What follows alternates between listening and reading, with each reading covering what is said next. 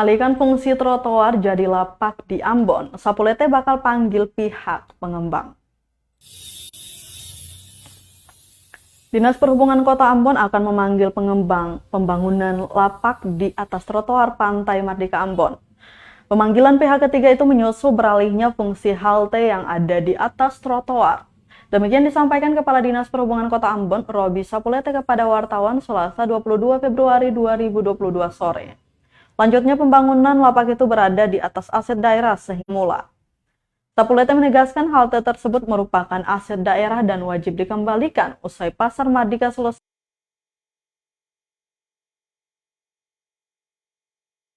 dengan pihak pengembang.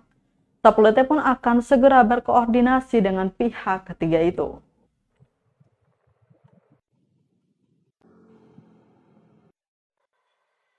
Untuk meminta yang bersangkutan, ada pernyataan yang kami buat bahwa yang bersangkutan, ya pengembang dalam hal ini, mesti mengembalikan halte,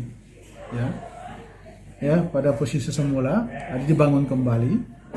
Setelah pembangunan Pasar Mardika selesai, seluruh lapak yang ada di atas trotoar dibongkar, dan kami minta untuk pengembalian halte dimaksud, karena itu aset daerah.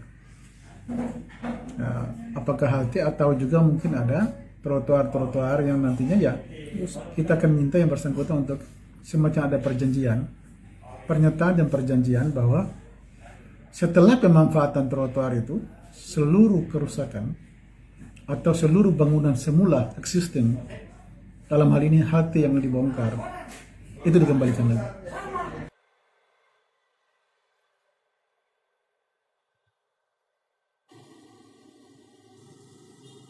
Terima kasih sudah nonton.